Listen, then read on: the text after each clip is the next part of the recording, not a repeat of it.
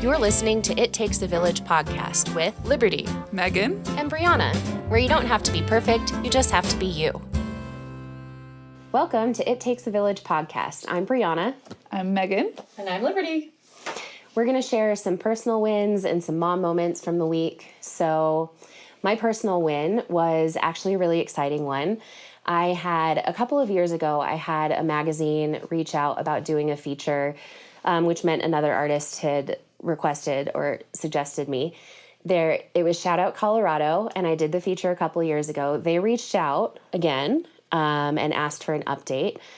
I thought it was an automated thing. Like it had been 2 years since I had done the interview, so they sent an email that said, do an update. And so I just ignored it. I'm busy, so just ignored it. I thought like they sent this automated message to many people. Mm-hmm. Someone would bite, right? So I ignored it, and a couple weeks later, the actual woman in charge of the feature reached out personally and said, no, we really do want like an update on you. Please answer soon. So I answered, sent it in, got my first draft done, and I think it'll be published in a couple days. It's going to be all... Good thing you didn't ignore. I know. No, it's an excellent chance to promote the new show, the installation show that I'm working on and trying to get shown in 2026.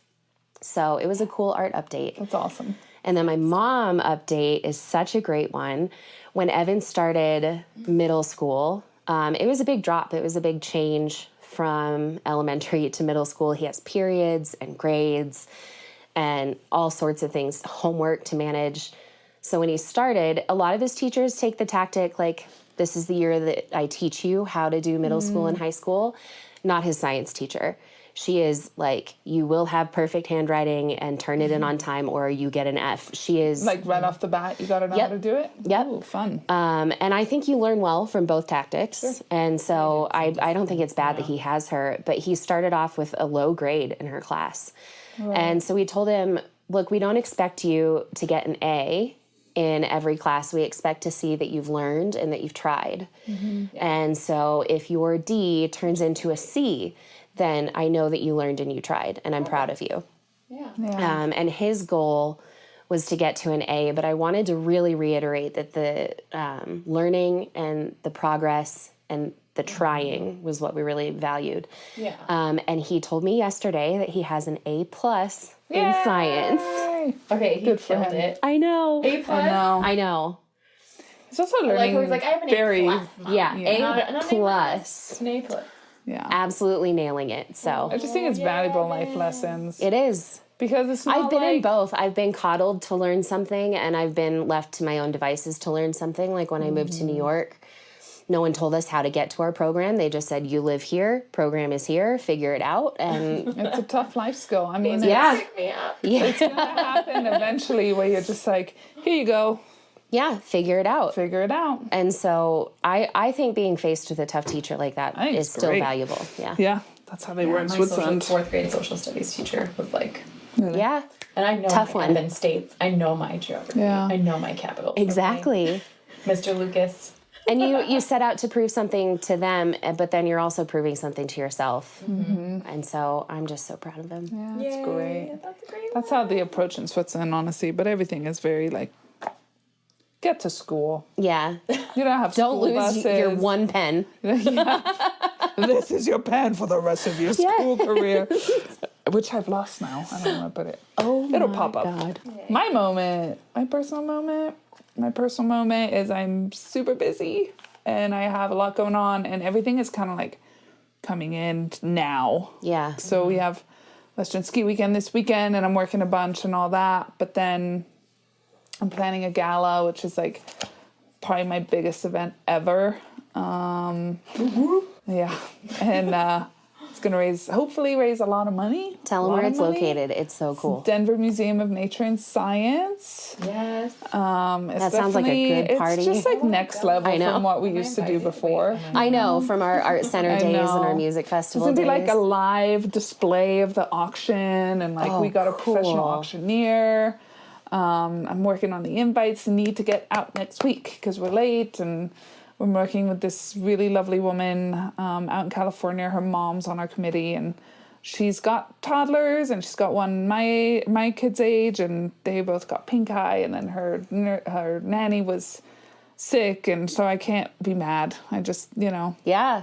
people show me grace all the time, so here I am. And before you were a Definitely not her mom, fault. Like, you can only do so much, and she's working her butt off, and they moved. Yeah. So it's like, And so. before you're a mom, like, the propensity Yeah. to get frustrated with that kind of coworker is so much Oh, higher. I know. And then it happens to you, and you're like, you know what? You are doing You're the good. most. Yeah. You're good, girl. You're It is doing a you. feminist act to support women in their experiences. I know. Yes. Included. Yes. Your kids are, if you have And a she's primary doing- responsibility. Yeah, she's honestly doing such a beautiful job with all the content that we're putting together. So, I don't know. I'm excited to get the invites out. I'm excited for people to come.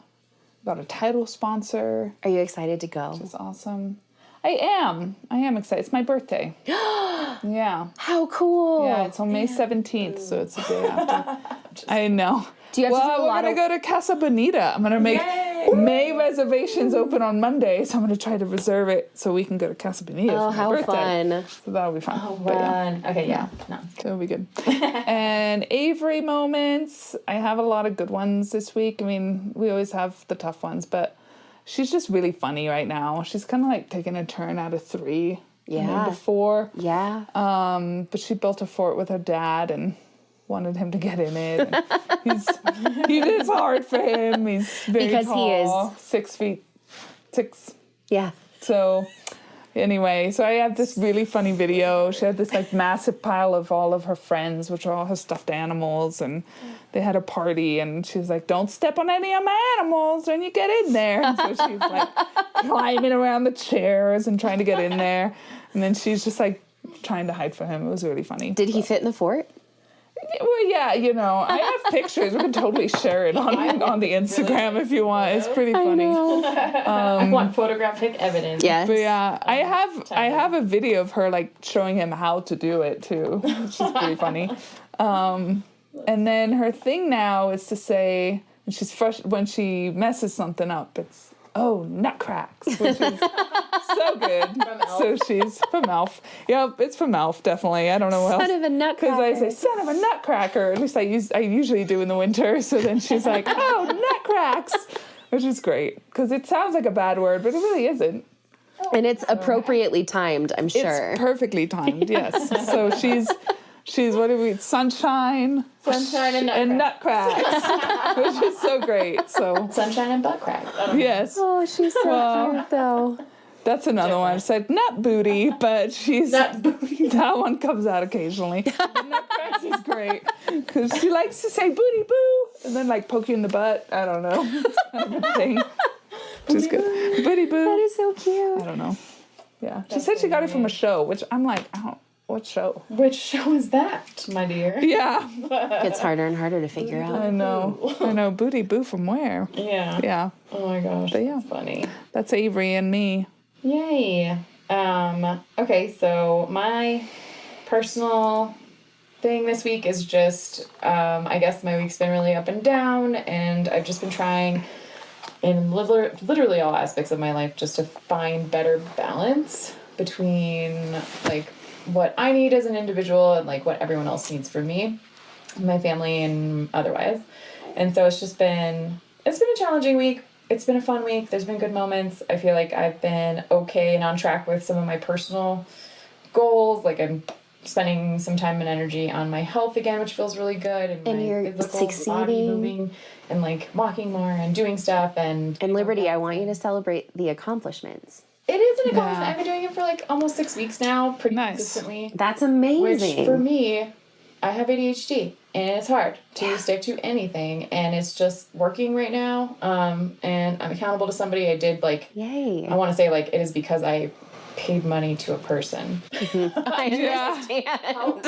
Yeah. So it's not just like, I just figured it out, guys. It's like, no, I totally I'm get it. accountable, and I paid money, and I feel more accountable because of that. Yeah. But it has, like, snowballed positively and, like, also felt easier because of that. Good. So anyway, yay, that part's really awesome. And the other stuff that's, like, out of balance right now is just, like, I had a kind of a funky day today. Today just kind of felt off because I had unexpected change of plans And this is the weird part about ADHD. I don't know if anyone else listening knows or agrees. If you do, shoot us a message because I want to feel less insane sometimes.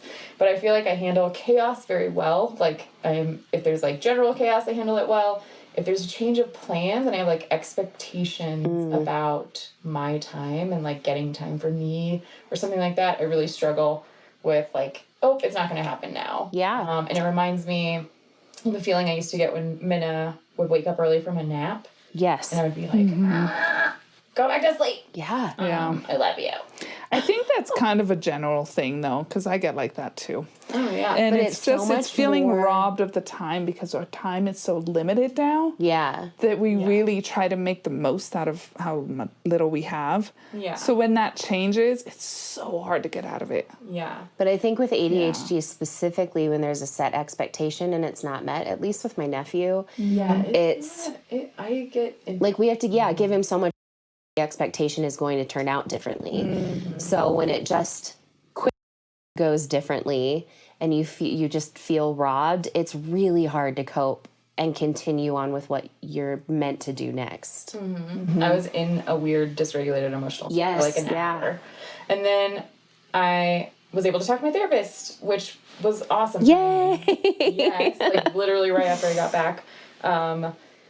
Yeah, so she just basically said, so I basically got like emotionally dysregulated. It was, in a nutshell, like I was going to take Minna to the nanny today, and like there was the environment that ended up occurring because all three girls were just like not having it today. One is like weaning off of a pacifier, the other one's just like in a bad mood. Minna was just like, and like freaking out. And I was just like, you know what, I'm just going to take her home. And then I was like mad.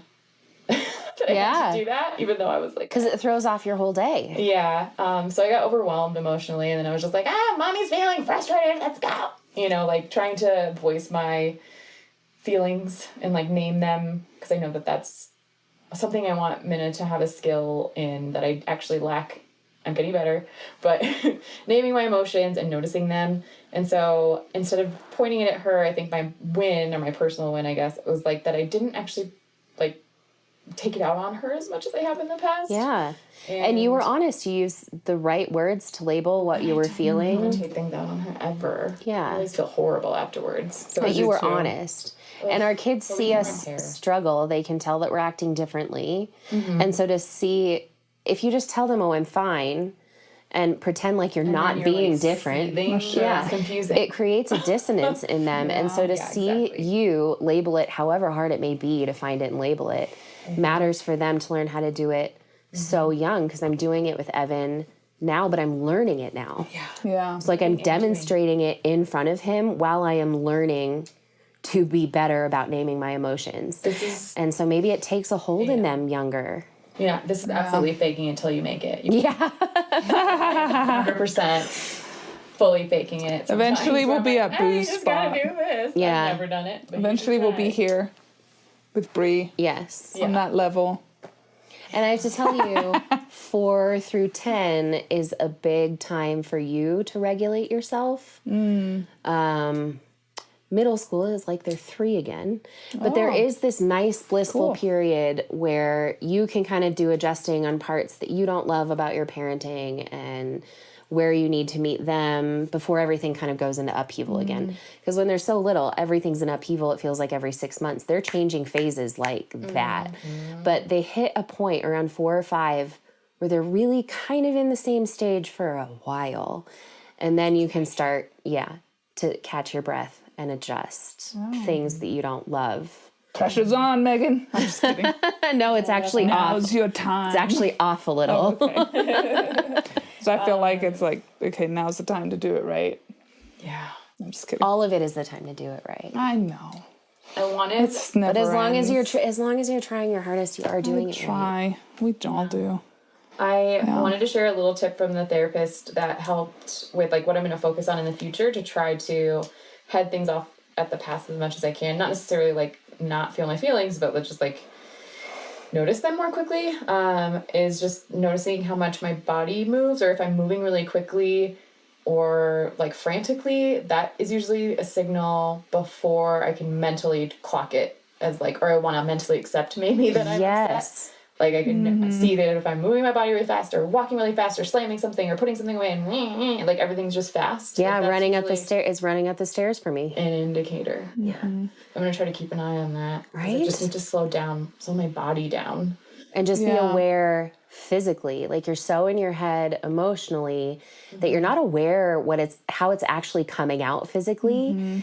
And I feel like more often than not when you're in that headspace, it's coming out kind of intense, right? Not just you, everyone. Yeah, it does. And so, for me, it was running at the art center. I was always behind and trying to catch up. And so I was always running everywhere. And one time, Peg Yale, one of our dear old artists, asked me why I was running up the stairs in my stockings, my socks, and that I was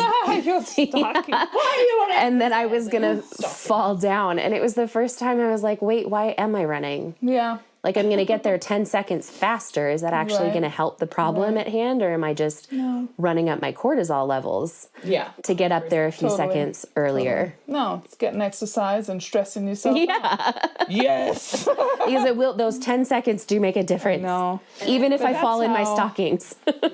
Yeah, I get like that. And then my brain goes in like overdrive of getting everything on my to-do list done, as little and unimportant as it is. Get it done, damn it. Doesn't matter how busy I am. That to-do list is getting done. Yeah, you get into like hyper-focus Oh, mode. it's so stupid. Like aggro focus. It's so dumb. Because I'm not making my day any easier. I like literally get everything done, and then I'm just like, I'm going to call Home Depot. We haven't received our lamps yet. It's almost been a year. They got canceled back then. I still haven't received my refund. I was on the phone with them 45 minutes. Yeah. But I got it fixed. And that done. was, not even kidding, the 6th time I had called. And they got it fixed. But anyway, I'm like, why is that important this week? It isn't. But you're in that But zone. I did it. So I'm going to knock it out. But I'm going to knock it out. You know, I found... So we're going to have lights on our deck this year. Yay. I know. The big deck. That's going to be It's magical. be ready to use at night. I love your big deck, though. I know. That's what they all say. I knew you were going to do that. I love your big deck. That's so pretty. Especially at night with a little fire. It's so pretty. Oh, it's going to be so nice. So specious. So I found that bringing myself back into my body physically and being aware of what's happening, I found these meditations from UCLA that are so helpful. They're 1 minute, 5 minute, or 10 minute. And what I really like about them is I'm not just pulling them from anywhere on the internet, right? I'm not just like from anyone who loves crystals and says that they're a guide at this can give me my meditations. This is led by scientists and research. And it's so like you can break it down in such small increments that we, like any of us could do a minute in the morning, led through it by a scientist. Do a minute just in the middle between tasks. Yeah. I just need a minute to recenter. And it feels so nice to have someone guide you through it instead of having, like, if you have the time and the space and the energy, you can guide your own self through meditation, but it takes practice and discipline to get there. So to have people guiding you through it that have researched it and studied it and made it in those increments for scientific reasons, it's such a great resource. So I'll link that in our resources down below. 1 minute sounds amazing. Yeah. I had a moment a few weeks ago where I just was so overwhelmed at work, and it wasn't work, it was the news, and it was the world. It was everything, and I just was like, this is the closest I've come to losing my shit. Yeah. I'm a pretty even kill kind of person, right? It's the first time I've actually recognized that in myself. I'm like, I think I'm going to go insane. I think I'm really, like, I could even feel my brain. I mean, you handle high pressure being really tired. well. My brain kind of like tightening. Like, it just felt weird. It felt like close to a panic attack. I didn't know what to do. So I just was like, I gotta close I just went to my coworker, Malia. She's very patient with me. I was like, I gotta close my door. I need a minute. She's like, good for you. I was like, I need it. And I closed it, and I just sat there, and I turned on a meditation that was 15 minutes, and I just sat in my chair, and I just breathed because I didn't know what else to do. Cried. I was like, so close to just being like, I have to go home. Well, that's so smart, though, Megan. I'm proud of you. It was good. I mean, I'm lucky, though, because I have a really nice office. I can do that. Yeah. Yeah. Some people are in the middle of an office space where they're like, everybody's just like leaning over the stupid, like, dividers. Yeah, but you got to have a moment. Yeah, it was good. Yeah. You guys, we're all hanging in there. So. Yeah. Good job. Yeah. Okay, one really funny thing to end on before we hop into what the episode is. So you talked about Avery saying nut cracks, and Minna has like at this point probably hundreds. No, not really. It feels like it. I know. The stuffed animals. Of all kinds. I don't know how we're gonna get through that picking which ones we choose. We still don't well, and he's 11. Okay. I don't know. So all of her, she's like, doesn't quite name. She'll name like a couple of random things, like a little plastic alien is named Fred. I don't know why. That's amazing. That was the name of my teddy bear when I was little. Really? I don't know why. Avery's octopus is Guy, because when we saw it, Oh, that's what right. about that guy? And so there we go. Yeah. Yeah. And then everything else is like Barry and like doggy, kitty, and so octopus is Octopussy. And I'm equally proud and appalled. No, it's, I love it. It was just funny. So, It's Octopussy. me and my husband were like, Was it the Octopussy with the tiara and the dress? Yes, it was. Yes. No, you don't say anything. You No, take no. those moments to enjoy for yourself. Yes. hilarious. You make a note and you make sure you bring it up later. No, but you don't make it weird for her because she doesn't know it's weird. But absolutely enjoy those moments for yourself. Yes. That's amazing. Yeah. We love that. That's the kind of stuff that gets you through the other shit that I talked about. So true. Yeah. Like, okay. Everything's gonna be fine, Octopussy. Like, Okay, maybe that needs to be how we end our podcast. Everything's going to be fine, Octopussy. we're changing our text. Change all the marketing. Oh, man. Also, I do want to point out there was a lovely Bob Ross Chia pet over here. Oh, yeah, we're in a new space. Oh yeah, Yeah. we're in a new space. So we were filming at the Ice Lab, which God bless them and their generosity to let us use their space. Rachel's the best. Yeah, their room, everything. It was so great, but it was also just so small to fit 3 of us. The sound was a little strange, and it got really, really hot in there. So we decided to move to my art studio. Just like Yeah. Yeah, and then just off screen is Chia Bob Ross. Chia. There's a lot of good stuff in here. Yeah, a lot of local artists. birds, I have so much. That's a Bren Corn there. Nice. And Got then Sheila over here. Yeah, Same some bird I have. Candy Carson behind us. Also, we should mention this. The cups what- that we are holding each Adolf episode are women from our village. And so Yeah. this is made by Abra Carbon Ceramics. This one is Paige Stewart. Paige. And this one is Kristen Gruenberger. And so we're holding them with us every Shout time. out to our local artists. Yeah. They're all ceramicists. Clay Works is also Kristen, Yeah. how you might know her or see her. Yeah. Yeah. So they're all ceramicists. They're all local. They all make amazing, very different work. And so they're with us every time. Yes. Yeah. Our friends are talented. Yeah. I know. Okay, so as a reminder, we're going to structure the podcast into kind of a little mini series where we've got a series of episodes around a specific topic or time frame within the process of becoming a mother. So the first series is going to include episodes around pregnancy, birth, maternal mental health, and just basically the first moment / weeks, month of your having a child and learning how to feed them and keep them alive. So that's like our first series. And so today our episode number 2 is around pregnancy. And we're going to start by talking about peeing on a stick. Hey! Start first. I can start first. Okay, so when I found out I was pregnant, I had an unexpected pregnancy a few months earlier, and I miscarried. And that was a shock when I first found that one out. And I felt like a teenager, like, oh my God, it turned positive, and absolutely panicked. But then I lost that pregnancy, and Sam and I realized we're actually at the point where that would be okay. And we do want that. That's an interesting way to get there, which is really cool. So once we lost the first panic pregnancy, we realized we wanted to keep trying. We kept trying for a few months after. And then I was doing yoga, and Sam was at work, and I was in child's pose, which is like the nicest, easiest pose That's my of all. Yeah. Right? You just chill in that one, like perfectly fine. I was coming up out of it and almost threw up. not like serpent or downward facing dog. I was in child's pose and almost threw up. And I was like, oh, something's weird. Like something is very out of character weird. And then I peed on a stick and found out I was pregnant. I was so incredibly happy because we were hoping for it. But I didn't tell Sam yet. And that's such a funky space of time. Yeah, I didn't want to tell him. A couple days. I forget how long before I found out. It was too long. It might have been November, and I wanted to tell him for a Christmas present. Jesus. I know. And so... It's a long time to hold that. No, I know. I know it wasn't a whole last month, but it was too long to have to hold the secret. Maybe. Yeah. Yeah, where you're like... And I dropped hints left and right, and he missed it everywhere. Like I told him I got sick during yoga, and he was like, that's weird. And then, yeah, 2 weeks later, we lived in Los Angeles and Los Feliz at the time. 2 weeks later, I went to this screen printing shop that we both loved that made these really fun t-shirts. And I wanted them to screen print like a onesie for him for Christmas. And so they print one up, pack it away, and just like as casual conversation, checking me out, the guy was like, so how have you been? And I broke. I was like, I am so glad you asked. I'm pregnant and I haven't told my husband yet.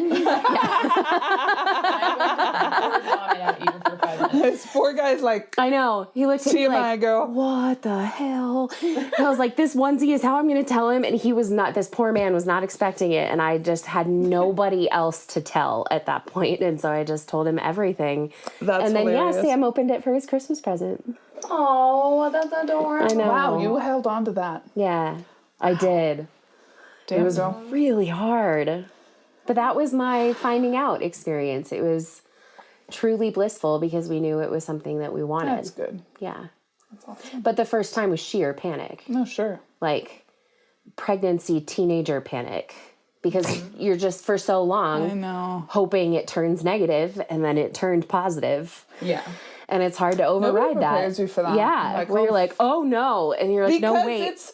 Because for guys, it's like big, but for us, it's like inside. Us. Yes. And it's such an immediate, permanent feeling. Oh. Like, there's no going back. Ever. Like even pregnant.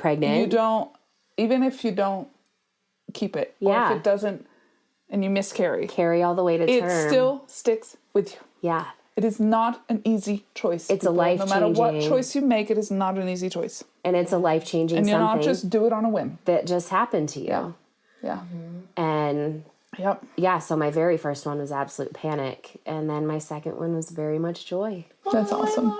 Yeah. That's good. Evan is joy. Yeah, Evan is joy. Yay. I could share mine, or do you want to go? No, go. Okay. Yeah. All right. Bree was there when... Do you remember this? Yes. Oh, God. Tyler and I don't know. You know, I never wanted kids, and then we were just like, well, let's have kids someday. But then we just went and got Let's just do it. lunch next door at LP's. LP's. It's Gunnison. Good, yes. Went to LP's and we're sitting there and we're having lunch. Guarantee you I probably had a margarita even though I was working. And At the art center. And we're talking and we're just like, what do you think? Should I go off birth control? All right. Yeah. That was it. Just let's do it. Sure, why not? You want to? Okay, cool. All right. So then I walk back to the art center, and I walk in, and I see you in the front desk. You're like, how's lunch? I was like, Tyler and I decided we're going to have a baby. And you're just like, what? Holy shit. It's quite the lunch. We just went to lunch. Anyway, so that was great. And then it took about a year. And then when... This is so good. So Kristen and I were having charcuterie and cheese and wine on her deck. Uh-huh. And we're talking and she goes, sometimes, you know, because she was trying for a long time too. And she's like, I just pee on a stick just because to see maybe I am. And I was like, I should do that too when I go home. And then we're just still talking, and I'm like, you know, it'd be a really mean joke. Is if I sent a picture of a positive test to, like, Liberty and just said, ha, never mind, I'm not actually pregnant. So then I go home. Awful, so mean. I don't know what I was thinking. Not a funny joke. We were drinking wine. It was not funny. But anyway, so I go home and I'm just like, I am going to take a pregnancy test just for fun. And it turned positive. So then the first thing I did was text Kristen because I'm like, send her a picture. And she's like, eat a dick. Bullshit. This isn't real, because she thought the plan that you just hatched. Yes, and I'm just like, no, I'm serious right now. She's like, you're not serious. I was like, I am on my bathroom floor, I'd have been like, okay, freaking out right now. And she's like, wait, is this really happening? I still have this screenshot of text, and I'm happy if we put it on Instagram because I still have it. And I took screenshots because I'm gonna have to remember this moment for life. So funny. And then I was just like, so do I just go out there and I tell Tyler? And she's like, yes. I was like, I don't know. Do I? Do I not? Should I keep it to myself? What do I do? That is so indicative of all of our friendships, though. Oh my God. We're like, friend, what do I do? Tell my husband? And they're like, yes. So I had purchased this cute little onesie. Do you remember the one with the little, like, foxes on it? The little blue one? Yeah, the one she came home from the hospital in. And so I got it out.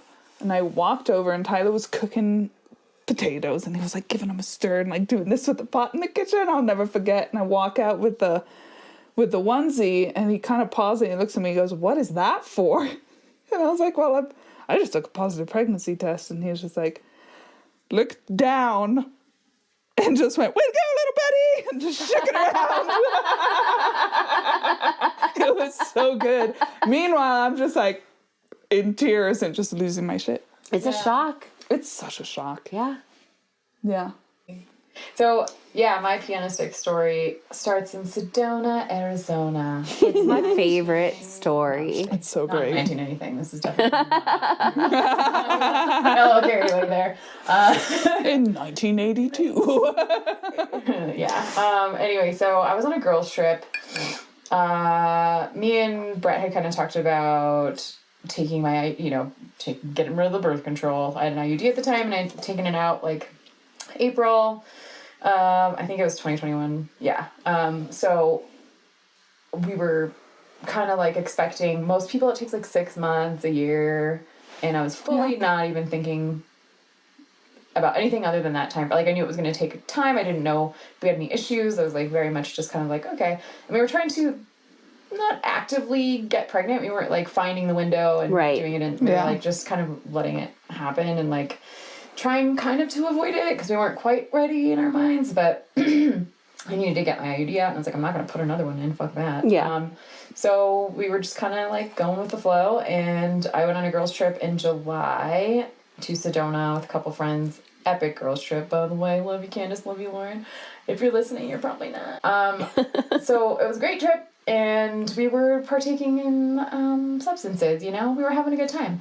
We were watching horror movies and, drinking. So it was fantastic. It was a girls' trip. It was a girls' trip. Yeah. And then we went to see, as you do in Sedona, the town of Woo Woo. Vortexes and Woo Woo. Yeah, we did a group psychic reading, which is so fun, by the way. And now I kind of want to do one just because. Like, it was great. This woman... Maybe I'll find her as a resource and like put her out. Oh my God, that'd be great. Yes. We all agreed that she like got us pretty spot on and gave us some really useful insights and things. And at the time, like I was engaged to Brett and everything was exciting and things were working out, and I was like, okay, my question to you is something wrong? Like, is this okay? Because everything's, like, going pretty well. Yeah. I'm okay. My other two friends were at different places and different conversations, right? And she's like, yeah, no, like, basically, like, yes, everything's fine, seems positive, like, this is a good direction or whatever. And then she asked me out of nowhere, like, do you want to know about, like, family or kids? And I was like, yeah, okay, yeah, sure. I mean, we're kind of thinking about it, like, I had already taken it out. We were just going with the flow, like I said. And then she, like, takes out her, like, specialty deck of cards and lays them out and lays these cards vertically in a line and then just... The baby coming deck? Yeah. And then she's like, oh, something's coming through. And she's, like, moving her arm. Watching the video. I'm moving my arm. She's moving her hand up and down the cards vertically, saying like, kind of feels like a pap smear here. What is happening? Yeah, and I was like, not now, right? Like, please. Not one of those like I didn't know I was shows that you watched when you stayed home. Yeah. Yes, I didn't know I was. Just birthed on the All of a sudden, my stomach hurts. Anyway, so I was like, okay, and she was like, yeah, basically like a being has already like chosen you as its mother, and I was like, nuh-uh. And so we just like kind of wrap things up and like walk outside, and I was like, I need a cigarette right now. Because basically this bitch just told me I was pregnant. Are you sure? Yeah. So I did smoke a cigarette in the parking lot, and I was like, oh my God, you guys, that'd be so funny if, you know. And so we just went along our way, and I got back to Tucson. Low-key knowing it is. So you waited all the way until you got back to Tucson? All the way until I got back to Gunnison to actually take a test. Because I was supposed to get my period in the next couple of days. And okay. I was like, all right, we'll see. And it never came. I got to Tucson, and I was like, fuck, I still don't have my period. And then I went home, and I remember you called me, you're like, I think I'm 4 days late. And this thing happened in Sedona, and I just was like, I have a pregnancy test. Please take one. Because I just was like, myself, I was like, I need to know. Like, how are you not so anxious to know? And I think, did I drive it over? Or did you drive over? I can't remember. I came over and picked it up. I remember exactly what I was wearing. Because I was already panicking. Aww. And you were like, ha ha ha. I don't remember. You said something. I was like, comforting. you tell me. Let me know. I'm so excited for you. Like, yeah. And I was like, okay. And then I drove back home, and I was like, and then I went and peed on the stick, and it was like very quickly. It was like, wait a certain amount of time, and it was like 30 seconds. And that's how mine was. It was like, bam. Yeah. And I was like, fuck. And then I took another one. I think you gave me like 7. Yeah, because I had that little like pack of like cheapos that aren't in the plastic thing. Sure. Yeah. Sure. So I just like, here, take some in case some are shitty. Take more than one. So you did. So I did. I did like 4 or something. And you sent me a picture. So like, this is the... Yeah. I don't know. Margin of error. And then, and then I like said, oh my God, it's positive. Like, I remember I told you. I don't remember exactly. I got to look back at our text messages. I know. It was so... I don't know. It's just like such great news when you hear your friends are pregnant, especially when they want to be. Yes, right? when they want to be. When they want to be pregnant, it's such great news. Yeah. And I wanted to share it. Like, I could never hold on to it for 3 months. For those of you that do that, awesome. Yay. Good for you. But like, I was like, everyone, I need something. I don't know what it is, but I need to share this or I'm going to die. So see, my friends. I kept mine really, really, really close. But you also had a miscarriage. Because I had a miscarriage. So when I was pregnant the first time, I told everyone right away. Like everyone I loved, everyone that was family, I told them right away. Hello, listeners. I know that was a tough place to take a break, and part 2 is going to get into some tougher topics. Again, trigger warning, if you feel like you can't join us for the next part of the episode, that's perfectly fine. Again, protect your peace, and we'll see you next time. Thank you so much for joining us for part 1 of Waddling and Waiting. Part 2 of Waddling and Waiting will be available on March 27th at 9 a.m. And remember, you don't have to be perfect. You just have to be you.